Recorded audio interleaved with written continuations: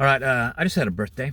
I was thinking about my goals and my goals over my life, and I realized that there's a bunch of goals, things that I tried, and things that didn't work out, and I'm like, that's just not for me. It's just not going to happen. And or that I got involved in trying to attain the goal, and I realized actually this isn't what I thought it was going to be, which is something something that once you get involved in something, you realize like, oh, it's different than I thought. And then there's like other goals, really important ones that I've attained, and to the best of my ability have secured. Like a good place to work and a nice place to live. Well, a great place to live actually. One of the goals I've had has been buying land, and I have the capability now. I could purchase some land. So now that it's a reality, it's no longer a pipe dream, and I start thinking about the uh, the reason why I have the goal, and also what is the reality of buying some property. Does the reality match what I think my expectations are, or what use I'd like to have out of it, and what's the potential downside? And I don't know. I don't know that you could know that. I think that like you could do all the research you can. You could like check out other people's experiences, like the 14 things I wish I would have known before. Um, probably the best advice I saw was someone's like, figure out the area roughly of where you want to buy property. Figure out is there the state forest or federal forest or any place where there's just like camping, like and go there and camp 4 times a year. Like, cause like if you're willing to buy property there, are you also willing to do like if the research might be a couple years, and the research is that's where you camp from now on. You drive out there and you camp. Because if eventually you're like, I can't drive all the way out there. You're not going to drive all the way out there to go camping. You're not going to drive all the way out there for your property. It's like when people say like, if I spend this much money on a piece of exercise equipment, well, I'll definitely exercise, because then it would just be I wasted that money. But that is the very nature of wasting money. Like wasting money is very, very possible. I see people do it all the time. I'm sometimes mildly frivolous with small amounts of money. I don't know if mildly frivolous is the right word. Like, for instance, I bought some shoes recently, and they don't fit. And all I got to do is take them back. And the idea of standing in the returns line is so repugnant to me, just because I don't want to do it. That's not how I want to spend even a moment. I'd rather sit down and watch a video about how people flush the water heater in their house than spend the same amount of time taking these shoes back, which would not only pay me for the amount of time I spent working to earn that money, but would more than pay me to justify spending the time in the line. I'm just like, I don't want to do it. So that's the thing. Like, if you don't want to drive out there to the desert or wherever to camp, you're not going to want to do it for your own property.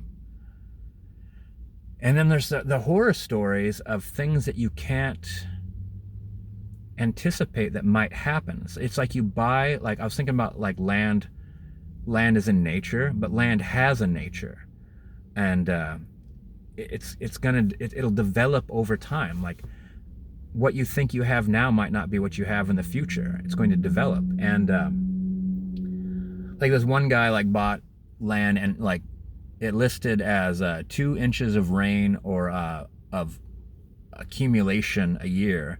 And he knew it snowed out there. And so he thought a little bit of rain, a little bit of snow, but it turned out to be a lot of rain and a lot of snow, well over 2 inches. So however they were measuring that out there was not accurate at all. And he kind of thought that too, because his property was covered in these little, like, this infinite amount of stream beds. And he's like, if it doesn't rain so much, then what in the world? Are these really old stream beds? Nope. That the place is it's like a delta. The place is constantly shifting with all these streams, depending on where the water comes rushing in from where the rain is in the desert. And so his plans for building became like on these little islands of high places on his property. And then it turned out his road access was a stream bed, and the other so when water hit that stream bed, that road became like porous, like you sink into it. Um, so the road became like, the road wasn't a road. It looked like a road. People were using it for a road, but it was not a road. It was a stream bed. Um. Oh, there's another guy that had made sure there was no easements on his property, and even the back end of his property, because it was a ridge, he thought like it's not even possible to build a road across that. But then it turned out the county, he was at the base of a peninsula. The county that was supposed to maintain the road on the tip of the peninsula stopped doing it, and it was just like they're like, well, there's going to be occasional flooding, and the cost to keep that road out of the water for the few amount of times that it got underwater, it wasn't worth it for the county. But like flooding started happening more and more until the neighbors that lived on the other side of the peninsula applied for an easement on this guy's property, and they got it. Like, he was just informed. And the way they put the road in is they don't figure out what's best for you. They figure out what's best for the road crew.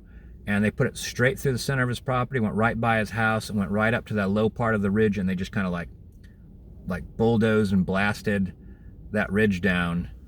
And so all his neighbors started driving across his property, and they were awful about it. They were utterly awful about how they behaved on his property. And so he'd go out and talk to them all and explain, like, hey, you wouldn't want someone to do that on your property. But, it wasn't on their property. And they actually did like fucking with this guy. Like, that's the most weird thing about human nature is like people would hate their own behavior. But in their eyes, because they're doing it, ha ha ha. I don't get it. But he eventually closed the road himself on his own property.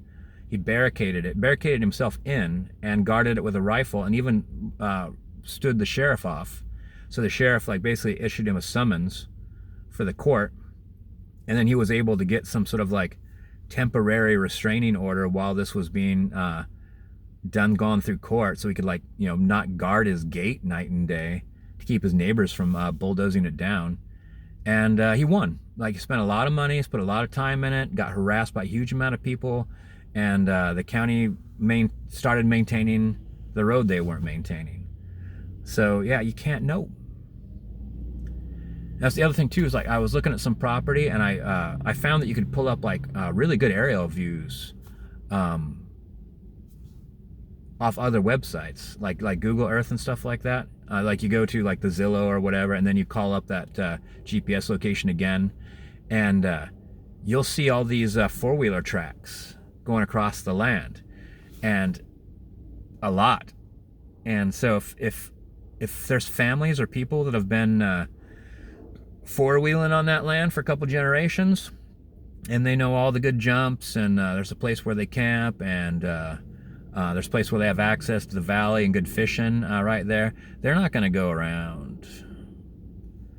And if you try to buck that, if you go to the county's going to say X amount of your neighbors that have been living there for generations, and you moving in from the big city, don't like four-wheelers going across your desert.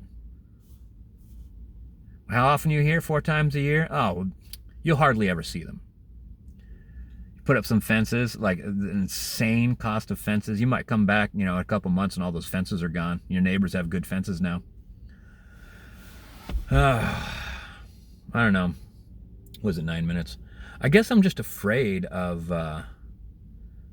if you spend a lot of money, you want to know that you're making a fairly decent decision. And so spending a lot of money on this car, I know it was a decent decision. I couldn't find a lot of drawbacks buying this car. And same thing with buying my house. As a matter of fact, everything told me the opposite, that actually I'd gotten really, really, really lucky with getting the house I got.